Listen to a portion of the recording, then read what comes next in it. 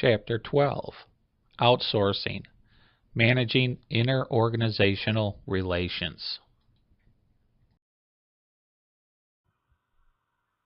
The objectives of the chapter are to understand the reasons for outsourcing project work, to understand the need and value of working as partners with contractors, to identify best practices in outsourcing project work, to be able to participate and practice principal negotiation, to provide helpful advice for managing customer relations. Partnering. It's a process of transforming contractual arrangements into a cohesive, collaborative team that deals with issues and problems encountered to meet customer needs. There are two assumptions made. The first is traditional adversarial relationships between the owner and the contractor is ineffective and self-defeating. The other is that both parties share common goals and mutually benefit from the successful completion of project or projects. Several of the factors favoring partnering are existence of common goals, high costs of adversarial approach, share benefits with a collaborative approach.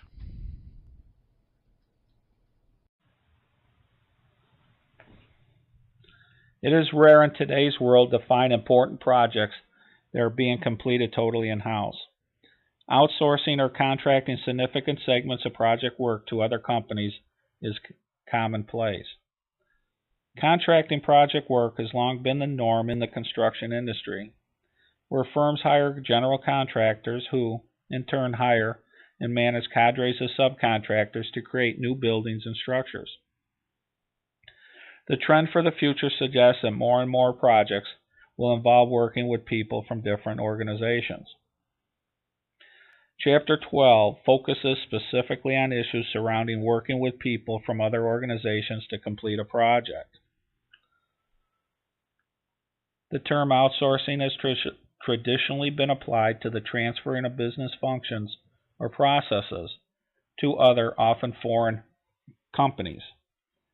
Many outsourced projects operate in a virtual environment in which people are linked by computers, faxes, computer-aided design systems, and video teleconferencing. They rarely, if ever, see one another face to face. On other projects, participants from different organizations work closely together. People come and go as services are needed, much as in a matrix structure, but they are not formal members of one organization, just technical experts who form a temporary alliance with an organization, fulfill their contractual obligations, and then move on to the next project. The advantages of outsourcing project work are many. Cost reduction. Companies can secure competitive prices for contracted services, especially if the work can be outsourced offshore. 2. Not only can work be done more cheaply, but it can also be done faster. 3. A high-level expertise and technology can be brought to bear on the project. A company no longer has to keep up with technological advances. Instead, it can focus on developing its core competencies and hire firms with the know-how to work on relative segments of the project. 4. Organizations no longer constrained by their own resources but can pursue a wide range of projects by combining their resources with talents of other companies. In other words, increasing flexibility. The disadvantages of outsourcing project work are less well documented. 1. Coordination of professionals from different organizations can be challenging, especially if the project work requires close collaboration and mutual adjustment. 2. There is potential loss of control over the project. The core team depends on other organizations that they have no direct authority over. 3. Projects are more prone to interpersonal conflicts since the different participants do not share the same values, priorities, and cultures. Trust, which is essential to project success, can be difficult to forge when interactions are limited and people come from different organizations. 4. Foreign outsourcing work is a political hot potato.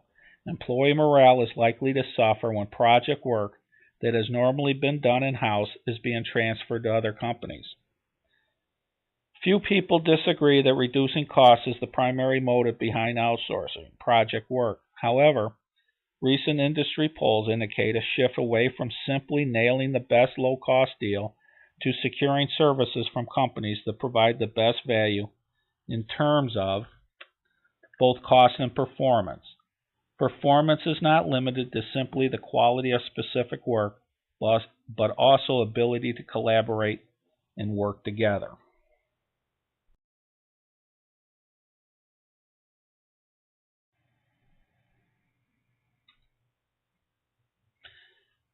Partnering requires more than a simple handshake. It typically entails a significant commitment of time and energy to forge and sustain collaborative relations among all parties. This commitment is reflected in the 7 best practices listed.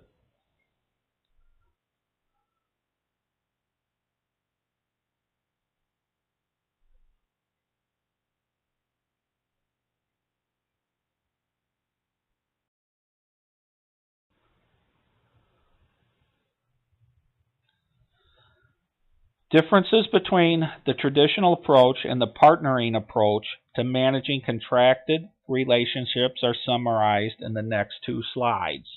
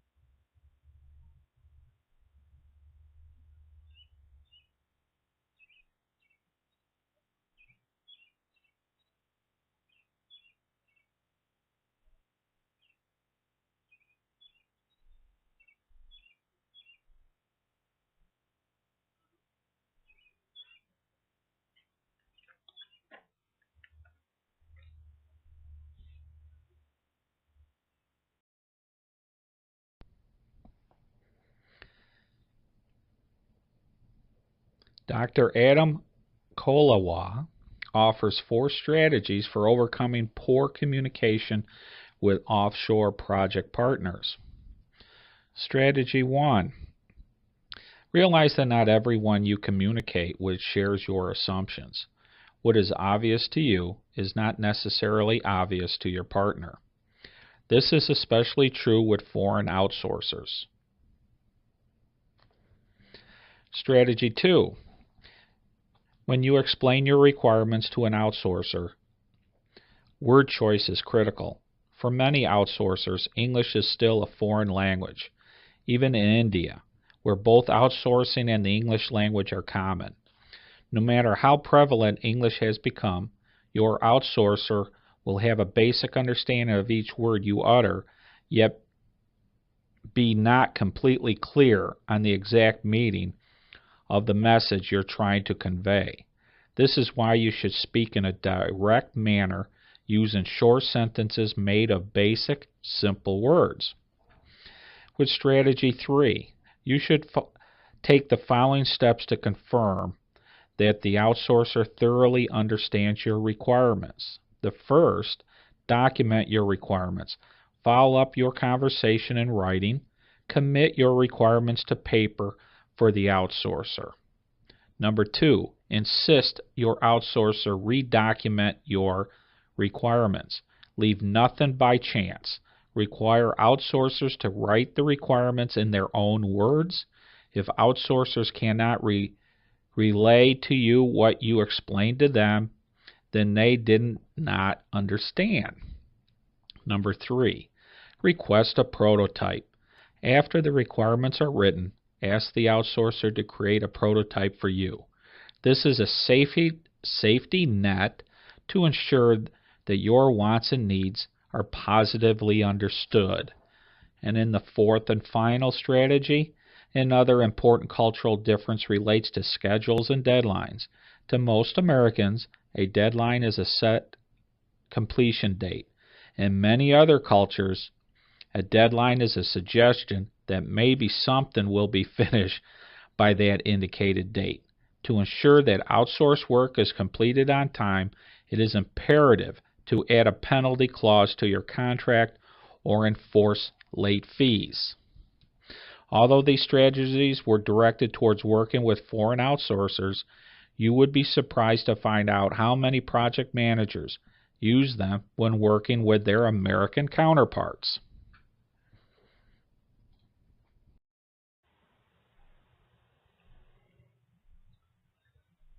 Too often, managers become preoccupied with the plans and technical challenges of the project and assume that people issues will work themselves out over time. Smart firms recognize that people issues are as important, if not more important than technical issues. They train their personnel to work effectively with people from other organizations and countries. This training is pervasive. It is not limited to management, but involves all the people at all levels who interact with and are dependent upon outsourcers. The training is augmented by interorganizational team building sessions designed to forge healthy relationships before the project begins. The length and design of the team building sessions will depend on the experience, commitment, and skill level of the participants. Recognition of shared goals is critical for transforming the different groups into a cohesive team. The team building sessions often culminate with the creation of a project charter signed by all the participants. This charter states their common goals for the project as well as the procedures that will be used to achieve these goals. This is an example of one project charter.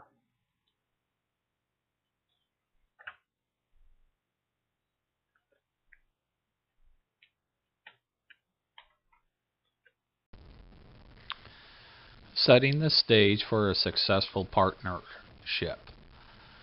Well, when selecting partners, I think you must start with looking for someone to partner which would be voluntary.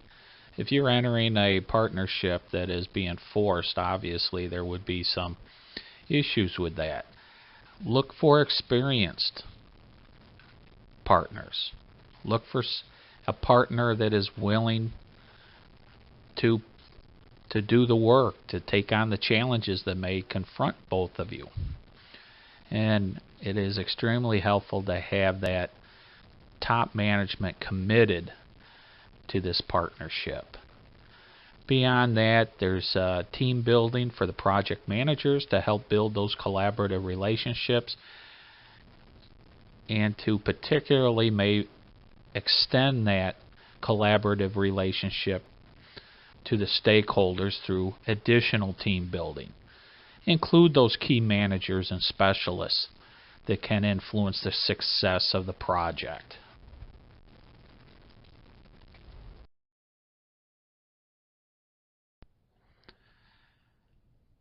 In order to sustain a collaborative partnering relationship, establish a we as opposed to us and them attitude towards the project. One of the best ways to overcome organizational friction is to have people from each organization working side by side on the project. Smart companies rent or make available the necessary accommodations so that all key project personnel can work collectively together.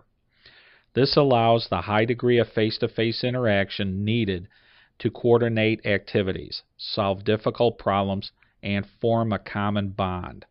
This is especially relevant for complex projects in which close collaboration from different parties is required in order to be successful.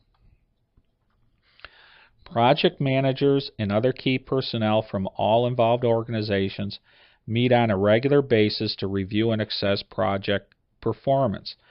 Collaborating as partners is considered a legitimate project priority which is assessed along with time, cost, and performance. Teamwork, communication, timely problem resolution, and continuous improvement are all evaluated. This provides a forum for identifying problems not only with the project but also with working relationships so they can be resolved quickly and appropriately. All of this requires persistent leadership.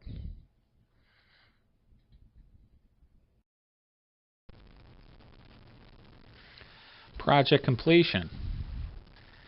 It is best for the partners to conduct a joint review of the accomplishments and disappointments, where you would be documenting the lessons learned, obviously.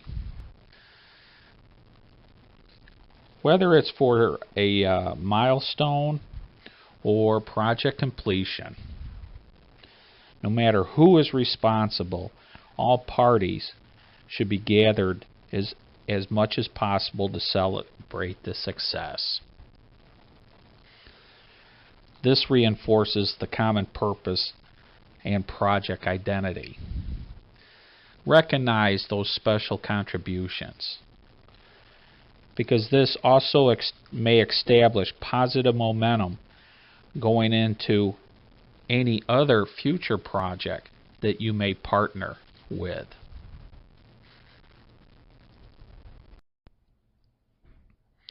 More and more companies are using online surveys to collect data from all project participants about the quality of working relations. This is shown in this figure 12.4.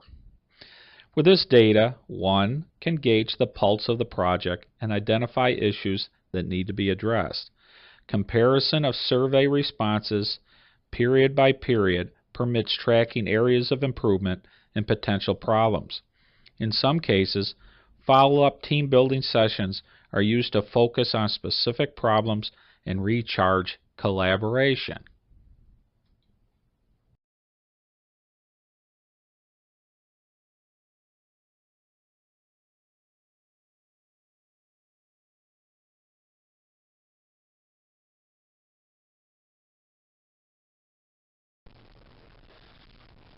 Project partnering efforts fail for a number of reasons.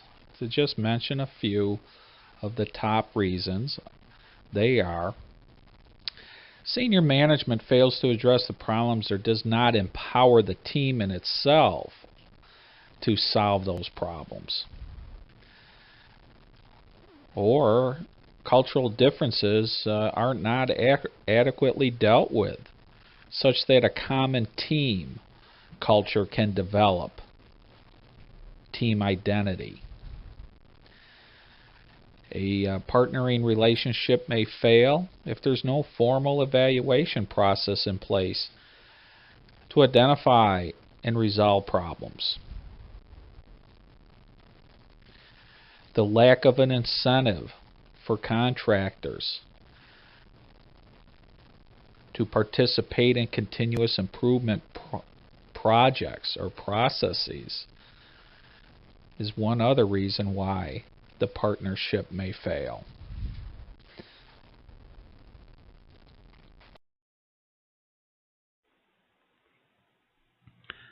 Many companies recognize that major benefits can be enjoyed when outsourcing arrangements extend across multiple projects and are long-term. Among the many advantages for establishing long-term partnerships are: reduce administrative costs. The costs associated with bidding and selecting a contractor are eliminated. Contract administrative costs are reduced as partners become knowledgeable of their counterparts' legal concerns. More efficient utilization of the resources. Contractors have a known forecast of work, while owners are able to concentrate their workforce on core businesses and avoid the demanding swings of project support. 3. As partners gain experience with each other, they develop a common language and perspective which reduces misunderstanding and enhances collaboration and improves communication. 4. The partners are able to discuss innovation and associated risk in a more open manner and share risk and rewards fairly. 5. Over time, partners become more familiar with each other's standards and expectations and are able to apply lessons learned from previous projects to current projects. Working as partners is a conscious effort on the part of the management to form collaborative relationships with personnel from different organizations to complete a project. For outsourcing to work, the individuals involved need to be effective negotiators capable of merging interests and discovering solutions to problems that contribute to the project.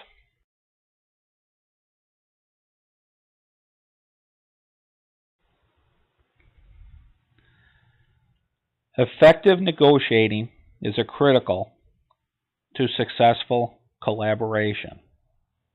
Many people approach negotiating as if it is a competitive contest. Each negotiator is out to win as much as he or she can for his or her side.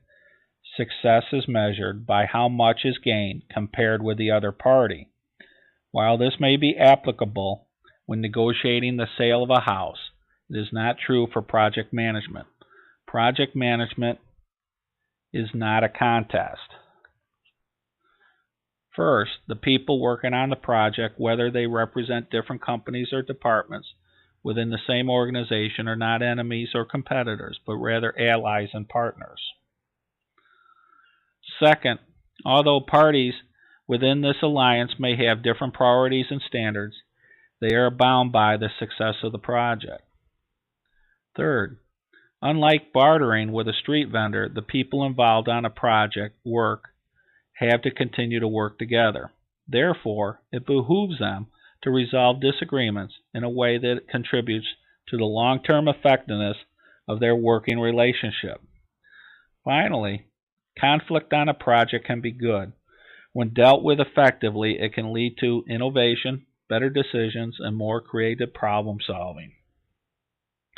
Veteran project managers do the best they can to merge individual interests with what is best for the project and come up with effective solutions to problems.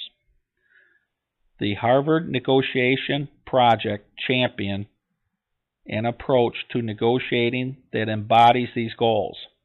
It emphasizes developing win-win solutions while protecting against those who would take advantage of your forthrightness. Their approach is called principled negotiating and is based on 4 key points. First, separate the people from the problem. Focus on the problem, not the other person, during the negotiation. Avoid personalizing the negotiation and framing the negotiations as a contest. Instead, try to keep the focus on the problem to be resolved. Focus on interests, not positions. The key is to focus on the interest behind your positions, what you are trying to achieve, and separate these goals from your ego as best you can. Not only should you be driven by your interests, but you should try to identify the interests of the other party. Sometimes when the true interests of both parties are revealed, there is no basis for conflict. When focusing on interests, it is important to practice the communication habit, seek first to understand, then to be understood. Invent options for mutual gain. Once the individuals involved have identified their interests, then they can explore options for mutual gain. This is not easy. Stressful negotiations inhibit creativity and free exchange. What is required is collaborative brainstorming in which people work together to solve the problem in a way that they will lead to a win-win scenario. When possible, use objective criteria. You should insist on using external objective criteria to settle disagreements.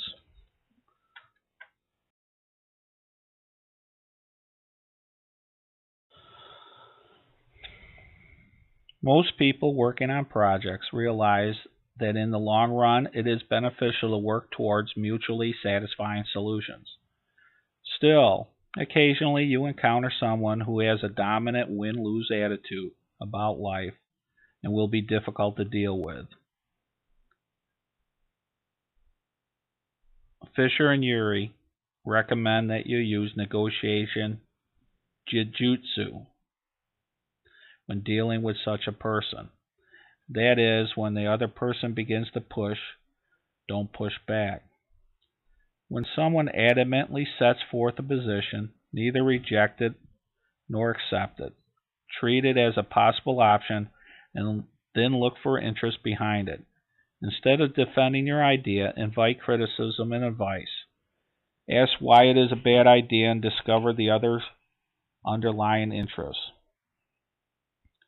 Those who use negotiation jujitsu rely on two primary weapons. They ask questions instead of making statements. Questions allow for interest to surface and do not provide the opponent with something to attack. The second weapon is silence. If the other person makes an unreasonable proposal or attacks you personally, just sit there and don't say a word. Wait for the other party to break the stalemate by answering your question or coming up with a new suggestion. The best defense against unreasonable win-lose negotiators is having what is called a BATNA, best alternative to a negotiated agreement. It is pointed out that people try to reach an agreement to produce something better than the result of not negotiating with that same person.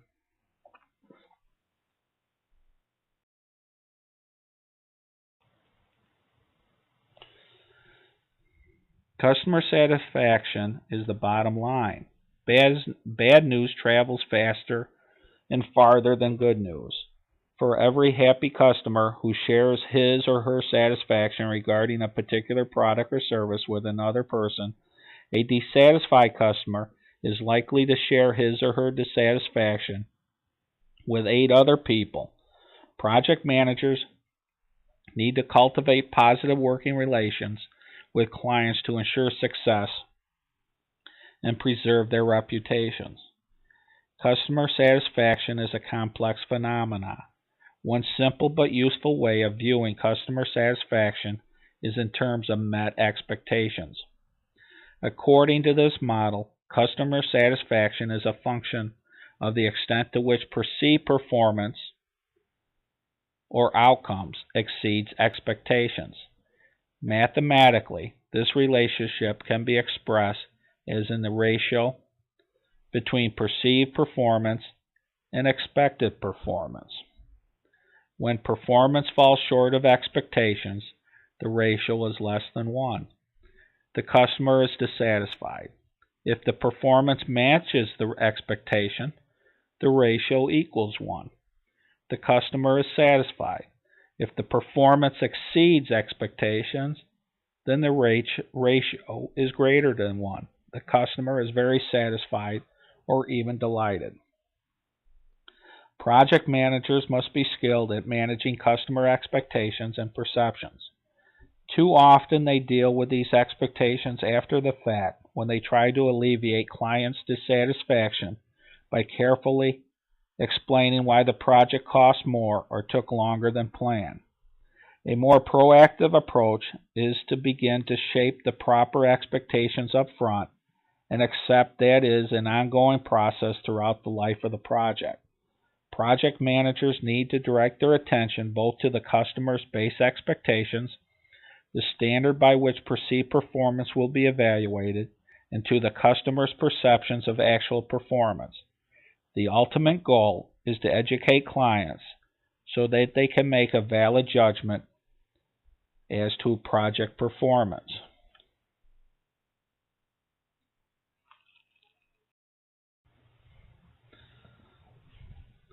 Managing customer expectations begins with the preliminary project approval phase of negotiations. It is important to avoid the temptation to oversell the virtues of the project to win approval, because this may create unrealistic expectations that may be too difficult, if not impossible, to achieve. At the same time, project proponents have been known to lower customer expectations by underselling projects. Once the project is authorized, the project manager and the team need to work closely with the client organization to develop a well-defined project scope statement that clearly states the objectives, parameters, and limits of the project. The project scope statement is essential to establishing customer expectations regarding the project.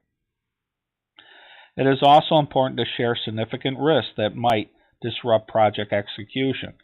Customers do not like surprises, and if they are aware in advance of potential problems, they are more likely to be accepting of those consequences. Once the project is initiated, it is important to keep customers abreast of the project progress.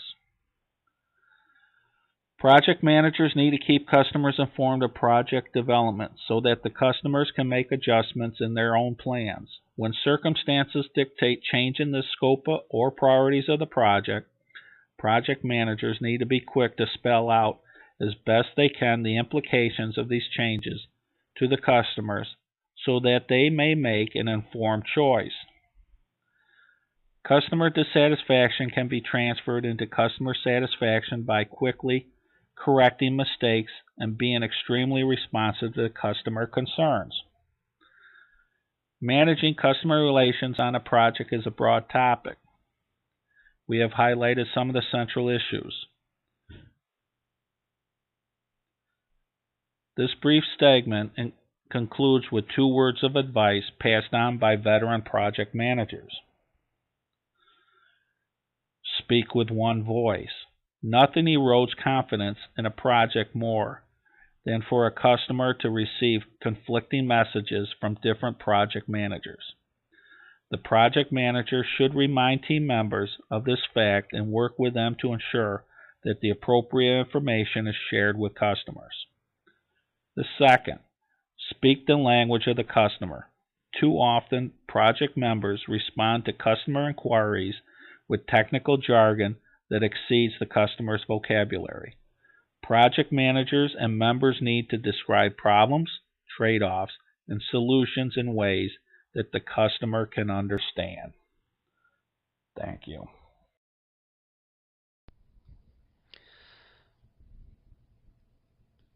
As presented in the research highlight on page 438, Weber and Torti study the multiple roles project managers play in IT projects.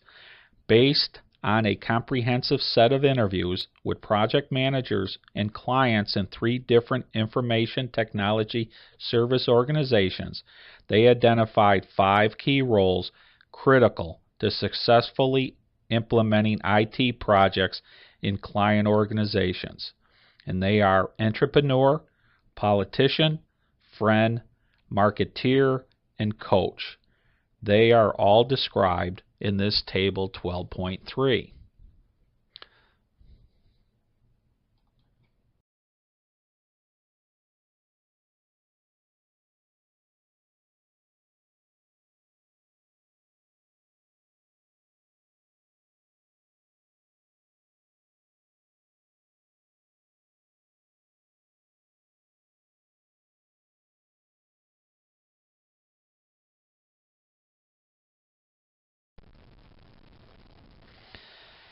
Since most outsourced work on projects is contractual in nature, this appendix will discuss the different kinds of contracts that are used, their strengths and weaknesses, and how contracts shape the motives and expectations of different participants.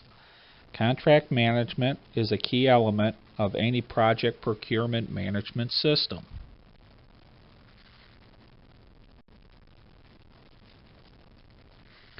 The basic processes are listed here to put contract management and related topics like request for proposal in perspective.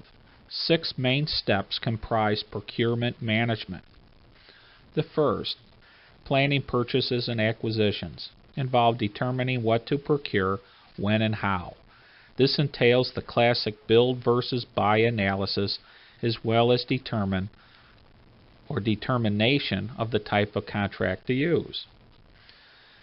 Planning contracting involves describing the requirement for products or services desired from outsourcing and identifying potential suppliers or sellers. Outputs include procurement documents such as the RFP as well as selection criteria. Third, requesting seller responses involve obtaining information, quotes, bids, or proposals from sellers and providers. The main outputs of this process include a qualified sellers list and specific proposals. Selecting sellers involves choosing from potential suppliers through a process of evaluating potential providers and negotiating a contract. Administering the contract involves managing the relationship with the selected seller or provider. Lastly, closing the contract involves completion and settlement of the contract. A contract is a formal agreement between two parties wherein one party obligates itself to perform a service and the other party obligates itself to do something in return, usually in the form of a payment to the contractor. A contract is more than just an agreement between parties. A contract is a codification of the private law, which governs the relationship between the parties to it. It defines the responsibilities, spells out the conditions of its operations, defines the rights of the parties in the relationship to each other, and grants remedies to the party if the other party breaches its obligations. A contract attempts to spell out in specific terms the transactional obligations of the parties involved, as well as contingencies associated with the execution of the contract. An ambiguous or inconsistent contract is difficult to understand and or enforce.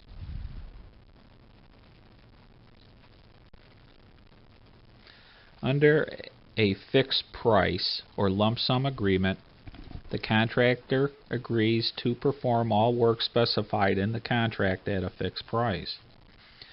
Clients are able to get a minimum price by putting out the contract to competitive bid. Advertising an invitation for bid, or IFB, that lists customer requirements usually results in low bids. With fixed price contract bids, the contractor has to be very careful in estimating target costs and completion schedule because once agreed upon, the price cannot be adjusted. If contractors overestimate the target cost in the bidding stage, they may lose the contract to a lower price competitor. If the estimate is too low, they may win the job but make little or no profit. Fixed price contracts are preferred by both owners and contractors when the scope of the project is well defined with predictable costs and low implementation risks. Such might be the case for producing parts or components to specifications, executing training programs, or orchestrating a banquet.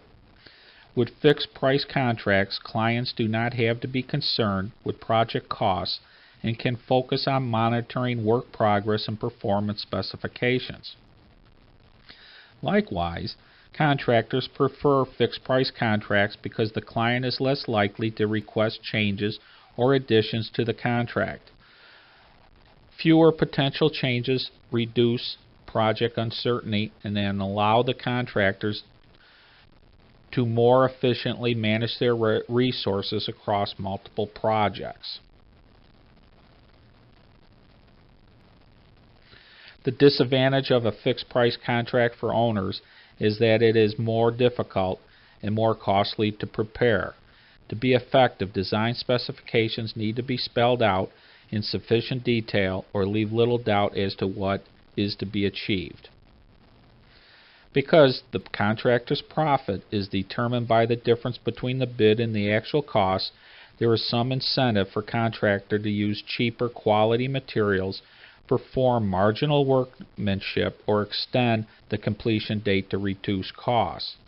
The client can counteract these by stipulating rigid end-item specifications and completion date, and by supervising the work. In many cases, the client will hire a consultant who is an expert in the field to oversee the contractor's work and protect the client's interest. The primary disadvantage of a fixed-price contract for contractors is that they run the risk of underestimating. If the project gets into serious trouble, cost overruns may make the project unprofitable, and in some cases may lead to bankruptcy. To avoid this, contractors have to invest significant time and money to ensure that their estimates are accurate. Contracts with long lead times, such as construction and production projects, may include escalation provisions that protect the contractor against external cost increases in materials, labor rates, and overhead expenses. To alleviate some of the disadvantages of fixed-price contract while maintaining some certainty as to final cost, many fixed-price contracts contain incentive clauses designed to motivate contractors to reduce costs and improve efficiency.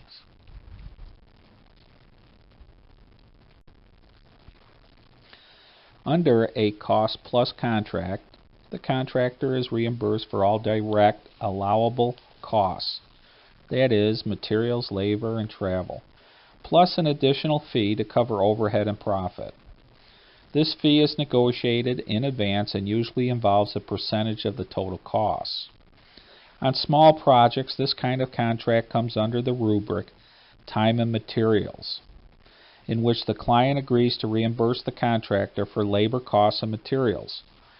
Labor costs are based on an hourly or daily rate, which includes direct and indirect costs as well as the profit. The contractor is responsible for documenting labor and materials costs.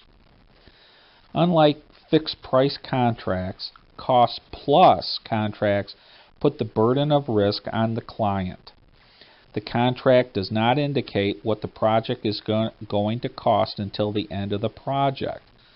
Contractors are supposed to make the best effort to fulfill the specific technical requirements of the contract, but cannot be held liable, in spite of their best efforts, if the work is not produced within the estimated cost and time frame. These contracts are often criticized because there is little formal incentive for the contractors to control costs or finish on time, because they get paid regardless of the final cost. The major factor motivating contractors to control costs and schedule is the effect overruns have on their reputation and their ability to secure future work. The inherent weakness of cost-plus contracts has been compensated for by a variety of incentive clauses directed at providing incentives to contractors to control those costs, maintain performance, and avoid schedule overruns. Contractors are reimbursed for costs, but instead of the fee being fixed, it is based on an incentive formula and subject to additional provisions. This is very similar to fixed-price incentive contracts, but instead of being based on the target cost, the fee is based on the actual cost, using a cost-sharing formula.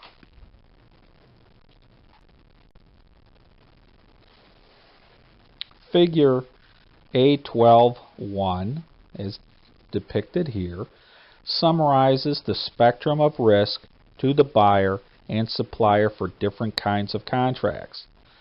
Buyers have the lowest risk with firm, fixed-price contracts because they know exactly what they will need to pay the supplier.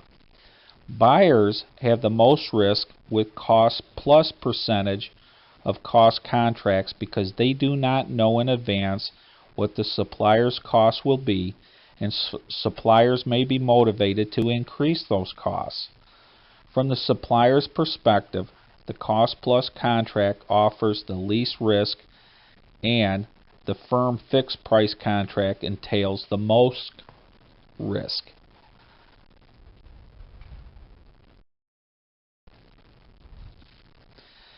A contract change control system defines the process by which the contract may be modified.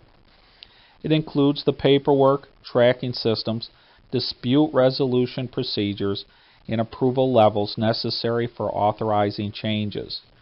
There are a number of reasons a contract may be needed to be changed. Clients may wish to alter the original design or scope of a project once the project is initiated. This is quite common as the project moves from concept to reality. There also needs to be a formal agreed-upon procedure for initiating changes in the original contract.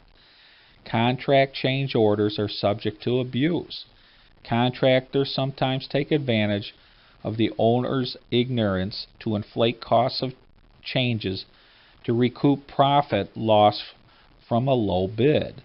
Conversely, owners have been known to get back at contractors by delaying approval of contract changes, thus delaying project work and increasing the cost to the contractor. All parties need to agree upon the rules and procedures for initiating and making changes in the original terms of the contract in advance. Thank you.